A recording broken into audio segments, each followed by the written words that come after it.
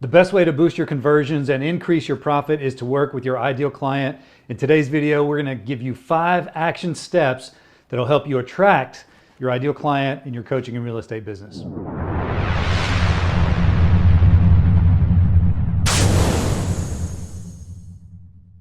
Welcome back to Missions and Margins. Today we're talking about your ideal client. Now, why is that important? It really is important in helping your marketing become effective. So if you're looking at your business and you're saying, wow, I wish more of my marketing would convert into people that I actually want to work with, there's a reason for that. You're not talking to your ideal client. So today's video, we're going to go over the 5 steps that you can do today to really get into action and start attracting your ideal client.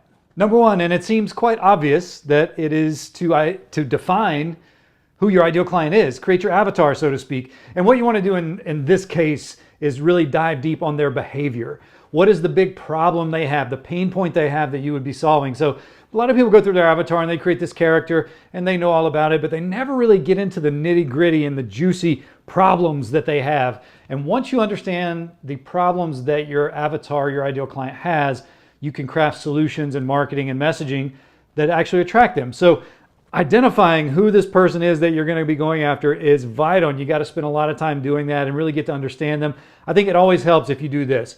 If you look across the landscape of people that you've worked with in the past, or maybe you're working with in the present, and find someone that's human, flesh and blood, and say they're pretty close to my ideal client. I can't tell you how many times just in work with NextCrest and the blueprints that a client comes in and we start creating their avatar and they say, oh, it's like my client X or Sarah or Paul. And I say, yes, that's it. So let's use them as our avatar, and that'll help direct our marketing. So the first things first, you really got to understand your ideal client. Who are they? What problem do you solve? What problem do you solve? What problem do you solve? What is their pain point? What is their pain? If you know that, you're going to be good to go to move on to step 2. Tip number 2 is to optimize your online presence. Now, that is not to say that you're just putting a bunch of content out there. When we talk about optimizing your online presence in this case to attract your ideal client, what we're talking about is making a majority of your content catered to your ideal client and those problems that you're solving. I'm going to say that again slower. Your content must be catered to your ideal client, to your avatar, but also to the problem they have that you solve. So the optimizing your online presence is not just putting a bunch of stuff out there and saying, hey, look at me, look at all I can do. It really is talking to someone so that they'll say, he's talking to me, they're talking to me, she's talking to me. The reason that's important is because then you become your platform, whatever your platform you're on, your group on Facebook, your TikTok, your blog, whatever it is, they will go there as a reliable source for someone that is solving their problem. So optimizing your online presence is not about doing more, it's about being more intentional. It's about targeting that problem and really speaking the language of your avatar. Tip number 3 is leveraging social proof. Social proof just means that it's basic branding. It means that when other people are talking great things about you, it speaks louder than you talking great things about you. So you want to leverage social proof out in the world. Share results, share wins of your clients.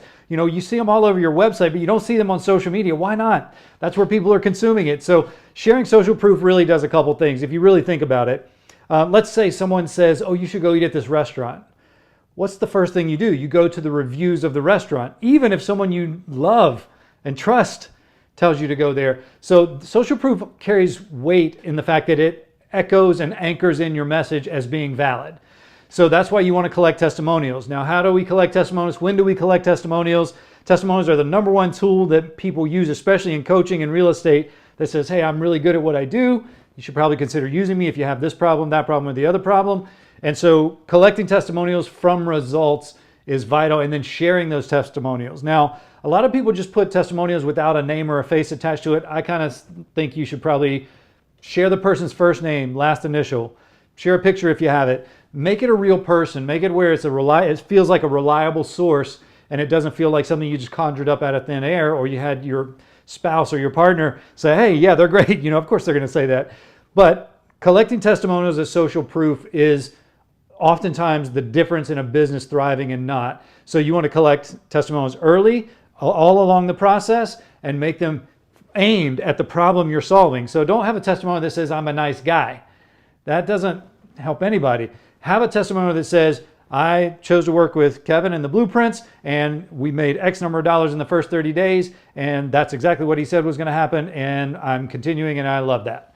That's a good testimonial. So really craft your testimonial, coach your people through what you're looking for in your testimonial, and use that as social proof to really anchor in your message. Tip number 4, targeted advertising, meaning it's easy to go on Facebook. Let's just use Facebook. I'm not picking on Facebook. Facebook, and just put something out to the general public and hope it lands. But when we talk about targeted advertising, that would be more of a Facebook ad that's targeted towards your avatar, towards your demographic. And so that makes marketing much more effective. But what it also does is it collects better data. So if I target, let's say I target business coaches who make over $100,000 a year, and they're looking to scale and grow their business to 7 figures, and they live in the United States. So that's just an example. Let's say I'm targeting those coaches, and so I deliver $250 worth of paid ads from Facebook to that demographic, and I don't get anybody clicking back to come through my program, to come through my funnel. What does that tell me? It tells me that my messaging is off. So I've got the right audience. I'm probably saying it at the wrong time or saying the wrong thing. So now I can kind of tweak it and adjust it and split test it to where I'm now getting data back. If I just put that out on Facebook and nobody likes it, there's no data in that, because it's everybody. It's teachers and lawyers and doctors and coaches and real estate agents and mortgage lenders and insurance people and people who are retired, people who are not retired, and kids. It's just too wide of a demographic for me to have any valid data to know what I need to fix. But if I target that audience in an advertising mechanism and I get that data back and I say, wow, nothing's landing, or I send it to, I got 2,500 impressions and only 2 people click through it, that tells me that, hey, my timing is off, or my message is off, and I need to go back and split test a couple of those things to figure out what's going to be effective. So using targeted advertising is not just about hitting your target market, it's also about collecting relevant data so that you can adjust it when you need to. Okay, tip number 5 is leveraging your network. Now, this is just like social proof. It's just like paid advertising. Leveraging your network, meaning it means don't go to 5 events, go to 5 meaningful events that are in your niche. And so you want to really select those events. You want to select those groups that you're in, the networking groups, the Facebook groups, the groups on LinkedIn.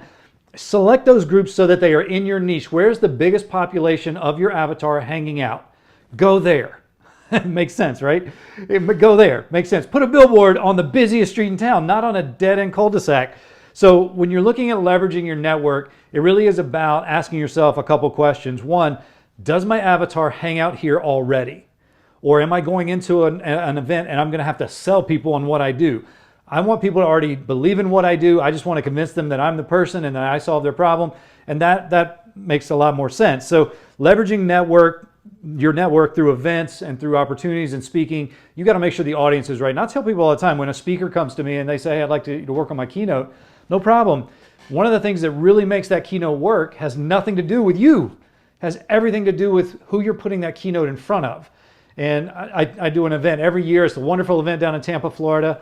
And it is my avatar. It's about 200 people that are my avatar in that room. And I do it for free because I always get a couple clients out of that. And so I don't need to worry about it. Year after year, I've gotten 2 or 3 clients out of it every year. So that's an example of leveraging that network to grow my business, because they just fill the room with my avatar. And that's amazing. That's what I love. So consider that. I'm not saying you have to go speak for free, but you probably should at some point.